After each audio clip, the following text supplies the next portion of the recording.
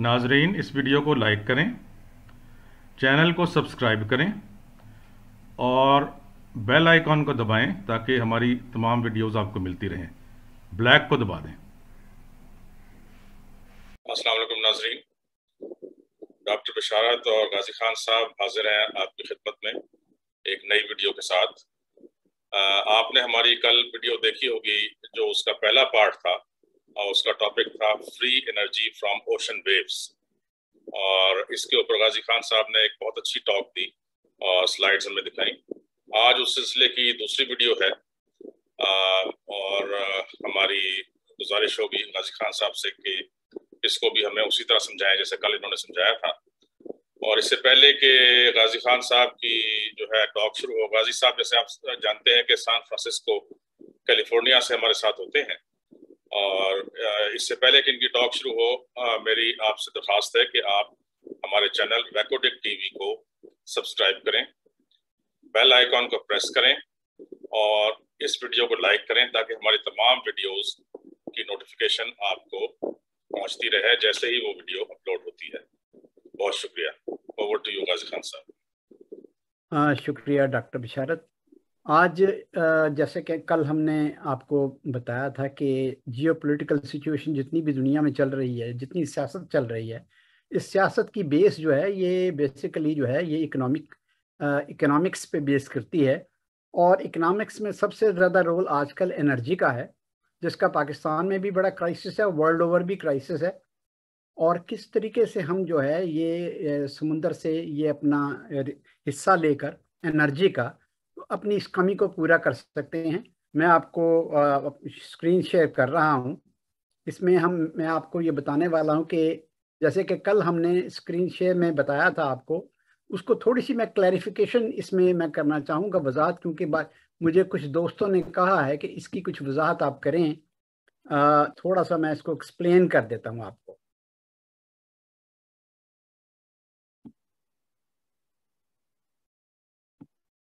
अच्छा,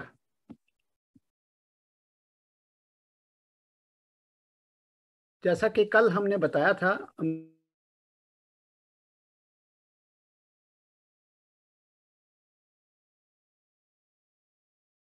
समुंदर का जो साहिल है उसके उसके मुताबिक तैयार की गई है।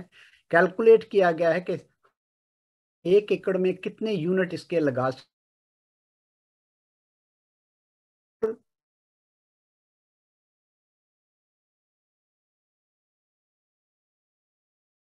तो साहली कोस्ट लाइन होगी, तो 1 एकड़ कोस्ट लाइन पे 64 हमारे यूनिट लगेंगे।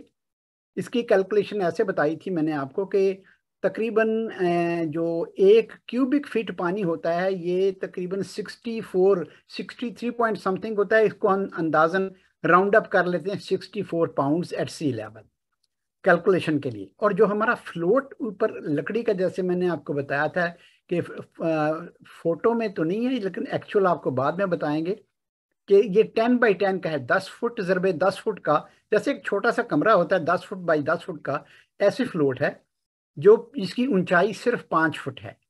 अगर इसको 10 × 10 × 5 करें तो ये टोटल क्यूबिक फीट हमारे पास 500 क्यूबिक फीट बनते हैं। अब 500 क्यूबिक फीट को अगर हम ज़रब देते हैं 64 पाउंड उसका जो है वजन है, तो आप देखते हैं कि 64 पानी का वजन जो है ये 3200 पाउंड बनता है। 3200 पाउंड को हम तकसीम करते हैं 2000, यानी उसको टन बनाने के लिए, पाउंड्स को टन में कन्वर्ट करने के लिए रेशो लेते हैं 2000 पाउंड्स का 1 टन। उस हिसाब से देखें तो हमारी जो इसमें अगर हम टोटल जो 500 स्क्वायर फीट का हमारा जो क्यूबिक फीट का हमारा फ्लोट है, ये अगर टोटल पानी में डूबता है तो इसमें कितना वो वजनी पानी को रिप्लेस कर रहा है, वो है 16 टन। अब 16 टन जो है ये आधी उसकी है, उसकी वेवलेंथ के लिए, सिर्फ एक वेवलेंथ के लिए है कि अगर लहर आती है ऊपर को जोर से आती है तो वो जो टोटल हमारे 64 जो हमारे हैं उसमें से एक जो यूनिट है उस पर 16 टन की वो देगा, स्ट्रोक देगा।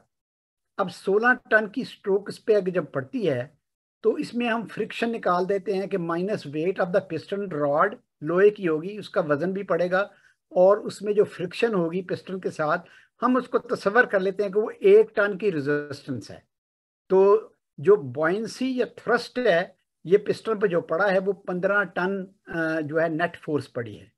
अब 64 पाउंड के साथ जो पंप हमारे लगे हैं उसको हम इसके साथ ज़रब देते हैं तो हमारे पास, यानी एक अगर हमारा जो है वो 900, एक हमारा जो फ्लोट है वो 16 टन की स्ट्रोक दे रहा है।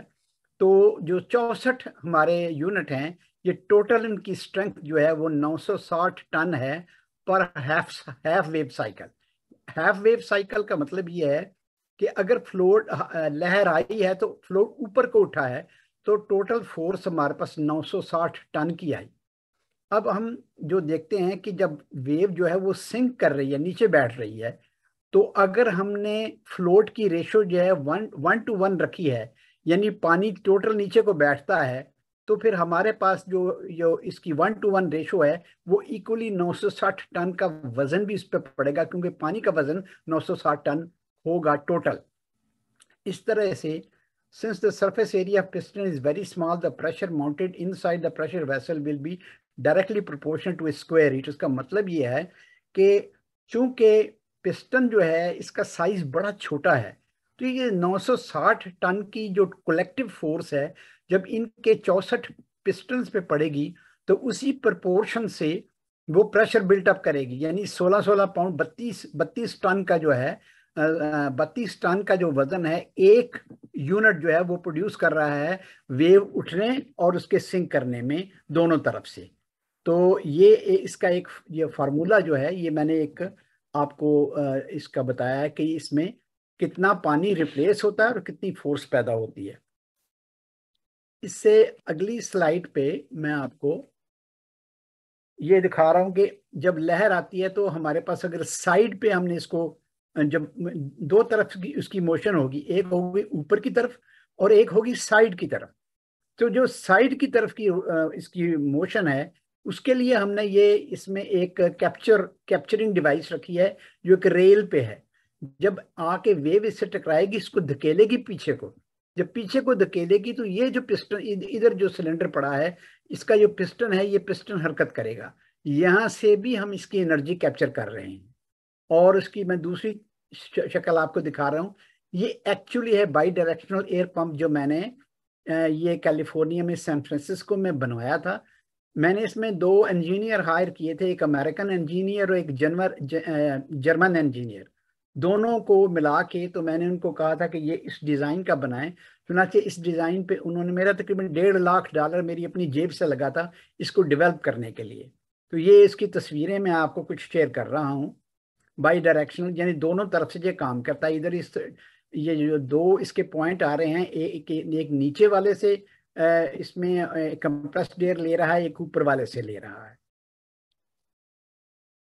ये इसकी 2 और तस्वीरें 2 एंड्स पे आप देख रहे हैं जिसको मैंने सीगेट 1 का नाम दिया है।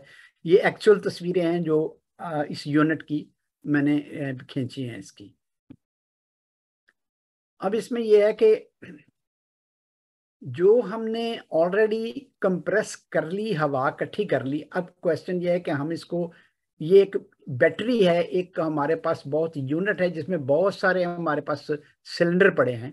इन सिलेंडर में हमने एक एक करके जमा होना करना है। रीजन ये है कि जब प्रेशर इतना बिल्ट हो जाएगा तो एक स्टेज आएगी कि जो अंदर का प्रेशर है वो बाहर आने वाले प्रेशर के बराबर हो जाएगा, तो कंप्रेशन बंद हो जाएगी, वो काम नहीं करेगा बल्कि हीट जनरेट करेगा। तो हमारे पास एक ये डिवाइस होती है अंडरग्राउंड, जो इसका ये बूस्टर्स हैं।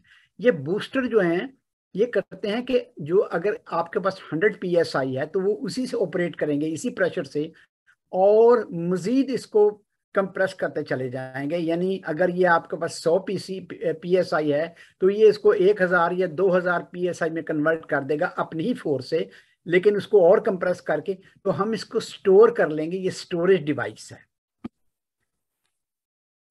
ये उसके अंदर का जो पिस्टन बनाया था, ये लेफ्ट साइड पे पिक्चर आप देख रहे हैं, ये उसका जो है इसके 2 हमने जो है इसमें सिंथेटिक रबर की जो है ये हमने सील्स लगाई थी इसके अंदर, और ये हमारा जो अंदर इसके सिस्टम चलता है वो है। और राइट साइड पे एक डायग्राम हमने बनाई है कि सिंगल यूनिट अगर हमने प्रोटोटाइप छोटा बनाना है तो वो कैसे बनाएंगे, स्टैंड अलोन यूनिट। तो उसके ये नीचे फ्रेम पे ये इसके फीट हैं। फीट हमने इस तरह के डिजाइन किए थे कि ये फ्लैट हमने यहाँ इसके पाँव इसके बना दिए हैं। ये आपको हम समझाने के लिए इसलिए है कि अगर कोई वेव आए भी तो वेव की मोशन जो है अप एंड डाउन होती है, वो इसको खसकाएगी नहीं। रीजन उसका इस तरह का, अगर आपके पास एक तालाब है या स्विमिंग पूल है, उसके आप एक तख्ता आप जमीन पे रख दें और उस तख्ते को एकदम से उठाने की कोशिश करें तो आप उसको नहीं उठा सकेंगे, कितनी भी लहर है वो नहीं उठेगा। रीजन उसका ये है कि उसके ऊपर पानी का वजन और प्रेशर है जिससे वो दबा हुआ है। इस तरीके से ये समुद्र के अंदर अगर हम इस तरह लॉन्च करते हैं, नीचे हमने 55 गैलन्स के ड्रम रखे हैं 4। नीचे वाले ड्रम्स जो हैं इसमें हमने क्या किया, वजन चाहिए हमें, ग्रेविटी चाहिए। तो ग्रेविटी के लिए हमने समुद्र में से पानी भर दिया इसमें, क्योंकि समुद्र में पानी से ज्यादा हमें हमें और कोई लोकल रिसोर्स हमारे पास यही है वजन का। तो ये हमने 4 जो नीचे वाले सिलेंडर है इसमें पानी भर दिया। अब जब लहर आई तो ये पानी वाले जो हमारे हमारे जो ड्रम हैं ये वेव का हिस्सा बन जाएंगे, तो इनका वजन वेव में रहते हुए 0 होगा।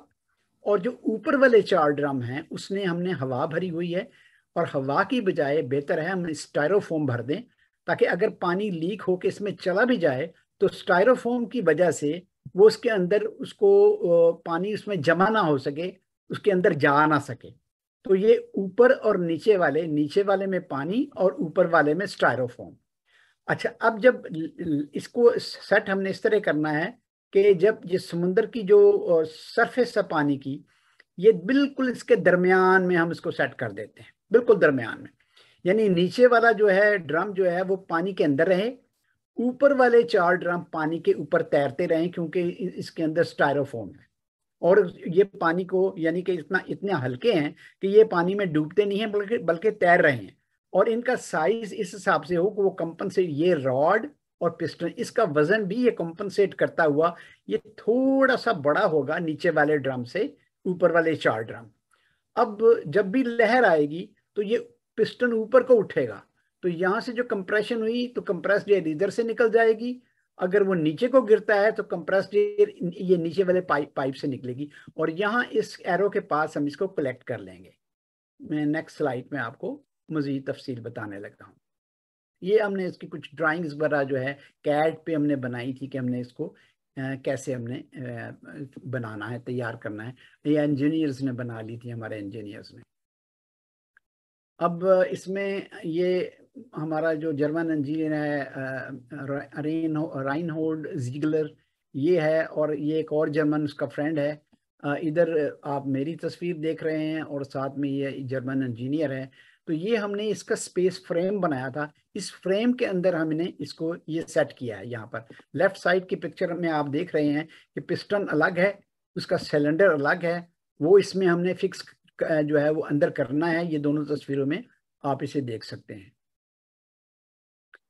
ये जो है, ये जो राइट साइड की पिक्चर है यहाँ देख रहे हैं, ये हमने ये सिलेंडर लिया है कंप्रेस्ड एयर का, काफ़ी बड़ा है ये हमने इसको यूज़ किया है इसमें। और इसके साथ आप देखते हैं ये कंप्लीट यूनिट जो है, इसका जो पंप है ये कंप्लीट इसमें फिक्स हो चुका है, जुड़ चुका है, आपस में तैयार हो गया है। इसके नीचे हमने ये 4 ड्रम जो हैं वो लगाए हुए हैं। नीचे वाले नीले वाले जो हैं इसमें पानी भरा होगा, और ऊपर वाले जो हैं इसमें हमने स्टायरोफोम भरा हुआ है। अब इसको नेक्स्ट आपको स्लाइड में दिखाते हैं। ये इसका जो है, इसमें दरमियान वाली जो तस्वीर है, ये इसमें स्लाइडर्स लगे हैं जो इसके रेल के ऊपर चलते हैं। ये थोड़ी सी कैलकुलेशन है कि मार्केट इंसर्शन पॉइंट ये उस जमाने में बहुत अच्छा था, और आजकल तो बहुत ही ज्यादा अच्छा है। 0 carbon and 0 EMF electromagnetic force के कोई भी सिग्नेचर ऐसा नहीं है जो इंसान के लिए जो है मुज़िर हो। और we can deliver 20 times cheaper energy than any conventional source to date. उस वक्त के हिसाब से हमने कहा 20 गुना हम ज्यादा सस्ता बना के देते हैं। तो ये ओशन वेव एनर्जी की डेंसिटी जो है ये कैलकुलेट की गई है माहिरीन की तरफ से 35 किलोवाट यह पर स्क्वायर मीटर। 1 मीटर पानी जो है इसमें 35 किलोवाट की बिजली बनती है। 1 HP 1 हॉर्स पावर जो है इसको ये इस पावर को 550 पाउंड को ये लिफ्ट कर सकता है। ये आगे ये this is our time, yes ये उस वक्त भी था और आज भी है। ये हमारा पार्ट 1 जो हमने कल शुरू किया था वो कंक्लूड होता है इसमें। आगे जो है लिमिटलेस ब्लू एनर्जी पार्ट 2, ये इसमें मैथ वगैरह सारा वही दिया हुआ है जो जिस तरह मैंने आपको पहले जिक्र किया था पहली स्लाइड्स में। मैं इसको स्किप कर रहा हूँ। ये नीचे वाली जो तस्वीर है इसको देखेंगे तो ये वो डिवाइस है जो प्रेशर से काम करती है और प्रेशर से उसको और ज़्यादा एक्सेलरेट कर सकती है। यानी आप थोड़े से 100 या 200 PSI को लेके कई हजार PSI तक इसको जो है कंप्रेस कर सकते हैं ताकि आपके ड्रम जो हैं वो भरे जाएं और इसको एनर्जी को आप स्टोर कर सकें। जब एनर्जी स्टोर होगी तो उस स्टोर्ड एनर्जी से स्पाइक फ्री आप जो है वो इलेक्ट्रिसिटी बना सकते हैं। उसमें कोई ऊपर नीचे नहीं होगा, स्पाइक नहीं आएगी, बल्कि इवनली एक तरह की करंट जितनी आप चाहें ऑन डिमांड, जितनी आप रखना चाहें उस हिसाब से उस प्रेशर पे कंटिन्यूअसली आप इससे बिजली बना सकते हैं। ये इन्वेस्टर्स के लिए उस वक्त के लिए था। आज के लिए ये फार्मूला जो है ये मॉडिफाई किया जा सकता है आजकल के हिसाब से। ये तकरीबन 10 साल 15 साल पुरानी ये कैलकुलेशंस हैं। अब इसको अपडेट अभी नहीं किया है, अभी आपको सिर्फ दिखा रहे हैं। जब कोई ऐसा मौका बना और ऐसा इसको बनाने के लिए हमें कहा गया तो हम इसे डेफिनेटली, जैसे कि पेटेंट ऑलरेडी इसका जो है वो फाइल हो चुका है और पब्लिश भी हो गया उसकी पब्लिकेशन एप्लीकेशन की, जब भी हमें कहा गया तो हम इसको ले आएंगे इस्तेमाल में।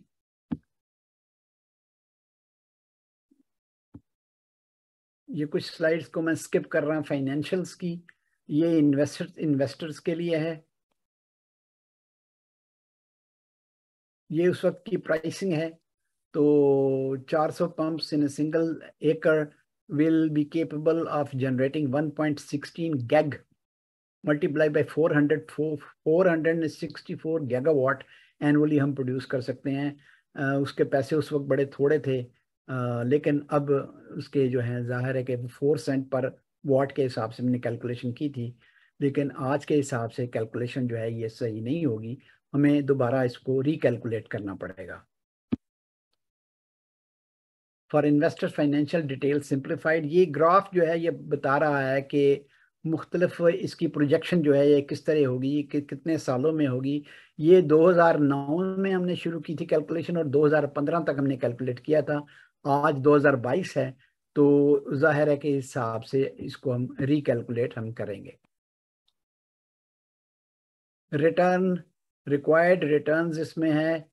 ये influenced by risk during period of development, during construction installation, risk during operation, availability of debt, project length कितनी होगी, ड्यू डिलिजेंस कॉस्ट कितनी होगी, बैंकेबल वारंटीज कितनी होगी, फ्यूचर अनसर्टेनिटी की। ये सारे के सारे जो इसके फैक्टर्स जो हैं ये कैलकुलेट किए जाते हैं जब हम इसको एक्चुअली जब हम प्रोजेक्ट को लॉन्च करने लगते हैं तो we recalculate each and every aspect of it.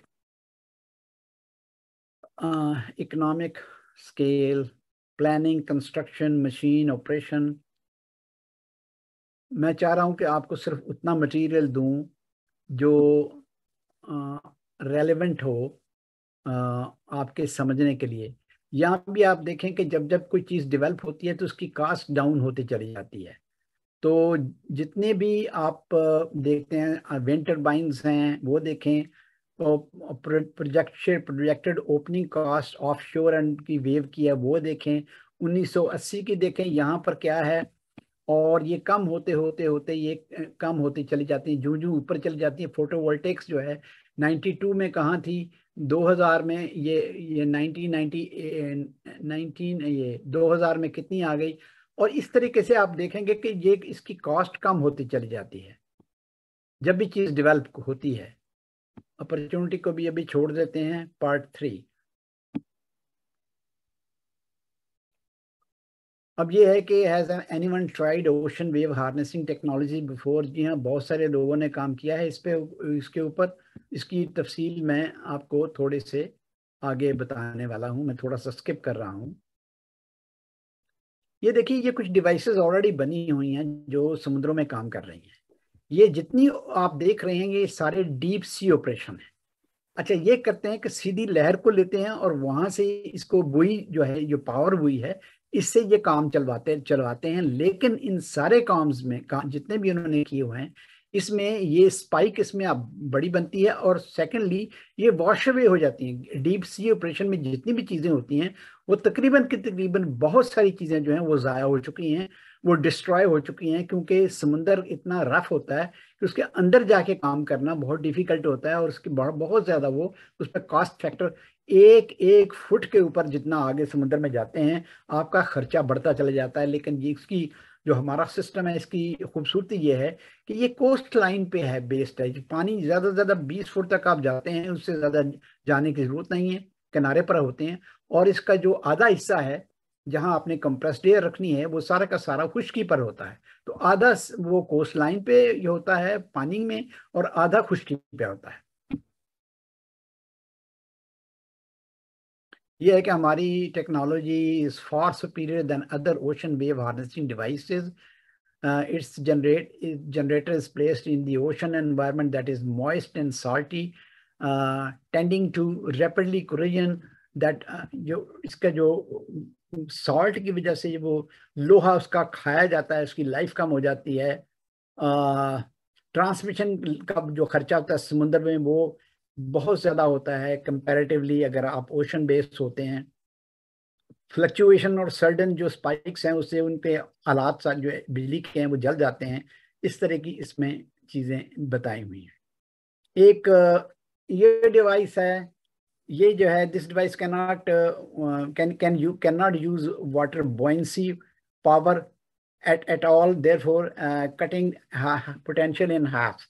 तो ये जो है ये एक तरफ से काम करती है, तो इसका जो पोटेंशियल है, ये देखिए यहाँ से इसने प्रेशर दिया और यहाँ से ये ड्रॉप हुई, तो ये भी इसका जो है ये पोटेंशियल इसका हाफ है, फुल वेवलेंथ का नहीं है। इस तरह की भी डिवाइसेस हैं, वो भी जो है ये वेव ड्रैगन जो है ये सारे के सारे हाफ वेव लेंथ पे काम करते हैं, जबकि हमारी डिवाइस जो है वो फुल वेव लेंथ पे काम करती है। ये जो इस तस्वीर में आप देख रहे हैं ये काफ़ी आजकल मशहूर है और चल रही है, क्योंकि ये लंबी लंबी ये ऐसे वो ट्यूब्स उन्होंने डाली होती हैं, हॉलो ट्यूब्स होती हैं लोहे वगैरह की, और उसके दरमियान जो जॉइंट्स हैं वो ऐसे होता है कि जब भी लहर आती है तो ये ऊपर उठता है दरमियान वाला हिस्सा, तो ये और फिर नीचे गिरता है। तो ये लहर के हिसाब से जो इसकी मैकेनिकल फोर्स है उस मैकेनिकल फोर्स को यूज करते हैं। लेकिन एक इसमें बहुत बड़ी कमी है, वो ये है कि जितना उन्होंने कैलकुलेट किया है जरूरी नहीं कि लहर का साइज यही हो। यानी अगर एक लहर एक खास इंटरवल से आ रही है और आप उसको कैलकुलेट करते हैं, तो ये जरूरी नहीं कि हर दफा लहरें छोटी और बड़ी होती हैं, लिहाजा ये उसका पोटेंशियल फुल पोटेंशियल ले ही नहीं सकते। अगरचे ये बहुत कॉमन है और बहुत आम है, लेकिन इसके बावजूद चूंकि लहरों की जो उसकी फ्रीक्वेंसी है वो फ्रीक्वेंसी इसके साथ टोटली मैच नहीं करती है, इसलिए बहुत सारा इसका जो पोटेंशियल है वो ज़ाया हो जाता है। ये कुछ और तस्वीरें मैं जो है वो देख रहा था और मैं लोगों को भी दिखा रहा था, बल्कि पेटेंट एप्लीकेशन में भी हमने बहुत सारी तस्वीरें जो हैं उनको दी हैं और उनको बताया कि हमारी डिवाइस में और उनकी डिवाइस में क्या फ़र्क है। हमारी डिवाइस जो है वो डर्ट चीप है, बहुत आसान है। इसमें बहुत सारी चीज़ें आपको बताई जाएंगी कि बाज़ दफ़ा ऐसा होता है कि ये जैसे आपकी बोट खड़ी है और वो एंकर्ड है किसी पियर के साथ, किसी पोस्ट के साथ, तो वो जो किश्ती हिलती है उसके हिलने से भी जो बिजली जो है आप कंप्रेस्ड एयर बना सकते हैं। It is so simple. यहाँ इसमें मैं बहुत सारी आपको तस्वीरें दिखा रहा हूँ। ये सारी की सारी तस्वीरें वो हैं जो मुख्तलिफ तजर्बात मुख्तलिफ मुल्कों ने किए हैं, लेकिन कोई भी ऐसी डिवाइस नहीं है जो इतनी इकोनॉमिकल हो जैसे कि हमारी है। हमने इसको सबको कंपेयर कर रखा है। ये सारी की सारी और भी डिवाइसेस की तस्वीरें आपको दिखा रहा हूँ। आई थिंक आज के लिए इतना ही काफ़ी है। तो इंशाल्लाह फिर इसके बाद हम जो बाकी का इसके पहलू हैं इसका हम इंशाल्लाह जायज़ा लेंगे। ओवर टू यू डॉक्टर बिशारत। जी बहुत शुक्रिया गाजी खान साहब, बड़ी इंफॉर्मेटिव आज की वीडियो थी। ये सेकंड पार्ट था of the series of videos on wave energy generation, जो कि एक फ्री एनर्जी का एक बहुत बड़ा जरिया है। और जैसे आपने सुना, गाजी खान साहब ने इसके ऊपर बहुत काम किया है और इन्होंने जो है पेटेंट भी एप्लीकेशन लॉन्च की हुई है इसके लिए अमेरिका में। तो उम्मीद है पेटेंट भी इनको मिल जाएगा। तो इसके ऊपर काम होना चाहिए। और हमारे मुल्क में जो इदारे हैं जैसे मिनिस्ट्री ऑफ एनर्जी है और इसके अलावा कुछ यूनिवर्सिटीज़ हैं, उनको इसके ऊपर काम करना चाहिए और इसका प्रोटोटाइप बनाकर इसको टेस्ट करना चाहिए। स्पेशली एनईडी यूनिवर्सिटी कराची है और इस तरह के जो कि कराची की यूनिवर्सिटीज़ हैं, वहाँ पे कॉमसेट्स है और दूसरी हैं, इनको इसके ऊपर काम करना चाहिए। रिसर्च ऑर्गेनाइजेशंस को इस पर काम करना चाहिए। एक Pakistan council for research in water resources है, वो इस पर काम कर सकता है। Pakistan council for renewable energy technologies है, ये इदारा ministry of science and technology के अंडर है। इसको इसके ऊपर काम करना चाहिए और इसका प्रोटोटाइप बनाना चाहिए, इसको टेस्ट करके और फिर इसको जो है इन्वेस्टर्स ढूंढकर, प्राइवेट इन्वेस्टर्स के जरिए इसको एज IPP प्रोजेक्ट पाकिस्तान में लॉन्च करना चाहिए। तो इसमें थोड़ा सा ये मैं अर्ज कर दूं कि मुझे काफ़ी ज़्यादा ऑफर्स आई थी इंडिया की तरफ से कि वो लोग चाह रहे थे कि मैं उधर इसको लॉन्च करूं। तो मेरी ख्वाहिश यही थी कि मैं इसको पाकिस्तान में लॉन्च करूं। चुनाचे अगर अगर इसको पाकिस्तान में लॉन्च किया जाता है तो ये हमारी तमाम एनर्जी की ज़रूरियात ना सिर्फ पूरी करेगा, बल्कि हम इस एनर्जी को इसको एक्सपोर्ट भी कर सकेंगे, बिजली बना के। और सी वाटर डिसैलिनेशन के जितने प्लांट्स हैं हम इसको ऑपरेशनल कर सकते हैं। कराची के पानी की तमाम ज़रूरतें हम पूरी कर सकते हैं इस टेक्नोलॉजी के ज़रिए। जब पिछली दफ़ा मैं आया था तो मैंने, आज से कुछ 10-15 साल पहले की बात है, तो बहरिया ने मुझे इसकी परमिशन दी थी कि आप कोई भी सिलेक्ट कर लें जगह, हम आपको प्रोवाइड कर देंगे और हम आपके साथ सपोर्ट करेंगे। वहाँ के एक एडमिरल थे, वो भी मेरे साथ आए थे और उन्होंने भी कोशिश की और कहा कि भाई हम आपको हर किस्म की जगह प्रोवाइड करने के लिए तैयार हैं। अमेरिका में मुझे जो आर्मी कोर ऑफ इंजीनियर्स है USA की, उसने कहा था कि आप पूरे अमेरिका में किसी भी जगह यूनिट लगा लें, और उनकी रिटन परमिशन के लेटर्स मेरे पास मौजूद हैं। उन्होंने देखा था प्रोजेक्ट, उन्होंने कहा था कि आप ज़रूर लगाइए। जिसमें कैलिफोर्निया की स्टेट ने मुझे प्रॉब्लम्स काफ़ी क्रिएट की मेरे लिए और कहा कि भाई हमारी जो साहिलों की खूबसूरती पे फ़र्क पड़ता है। हमने कहा भाई ठीक है, आप खूबसूरती संभालें, हम बिजली बनाते हैं। तो मसला सिर्फ इतना ही है। तो अब ये है कि मैं किसी और मुल्क की बजाय मैं चाहता हूँ पाकिस्तान इसका फ़ायदा उठाए। अभी मैं रिसेंटली मेरी ख्वाहिश है कि वहाँ की पाकिस्तान की जो मरीन जो है यूनिवर्सिटीज़ हैं, मैंने रिसेंटली लसबेला यूनिवर्सिटी वालों से बात की थी। उनका एक मैरीन यूनिट भी है, ये बलूचिस्तान में आता है। तो मैंने उनसे भी बोला था कि भाई देखो, अगर आप लोग चाहो तो हम इसको लॉन्च कर सकते हैं इस प्रोजेक्ट को, और आप बिजली भी बना सकते हो, और आपके जो खाली पड़े ऐसे यूनिट हैं, डिसैलिनेशन RO यूनिट हैं जिसके लिए जो ख़राब पड़े हैं, हम सब कुछ चला सकते हैं। कराची में हम इसको बड़ा करके पानी का मसला टोटल हल कर सकते हैं। अगर हमें मौका दिया जाए तो हम ये सारे काम इंशाल्लाह ताला कर सकते हैं आराम के उसके साथ। अलावा मैं आपको ये बताऊं कि गवादर में जो है एक डीप सी पोर्ट डेवलप की जा रही है, काफी हद तक उस पर काम हो चुका है। वहां पर बिजली का इस तरीके का कोई बंदोबस्त नहीं है। वहां पर ये आइडियल हो सकता है कि वो यहाँ वहां पर वेव एनर्जी से काम लिया जाए। और उसके अलावा जो है डिसैलिनेशन का भी वहाँ प्लांट लगाने की बहुत जरूरत है, उसको चलाने की। और एक नहीं कई प्लांट्स लगाए जा सकते हैं। तो गवादर में जो कि इतनी बड़ी इन्वेस्टमेंट हो रही है, वहां पर इस टेक्नोलॉजी को जरूर टेस्ट करना चाहिए।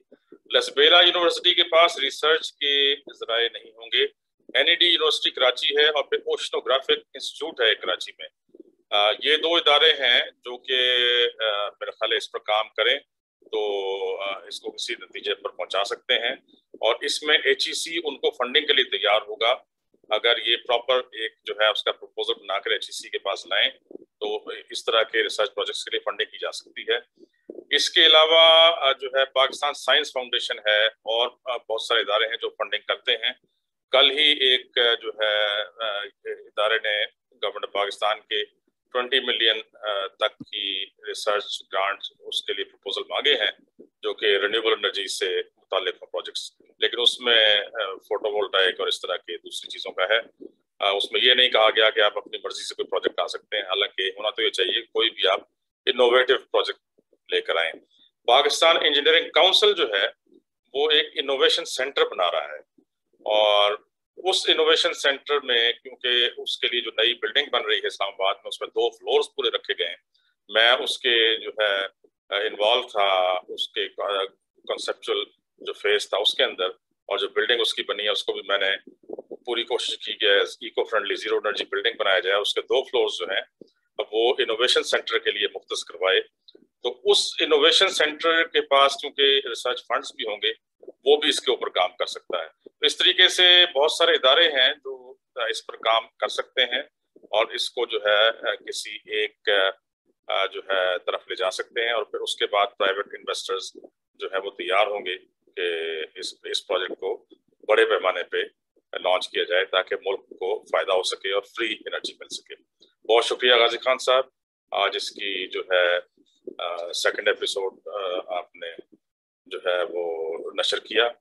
इंशाल्लाह कल आपसे फिर मुलाकात होगी इसके थर्ड पार्ट के लिए। Thank you. अस्सलाम वालेकुम।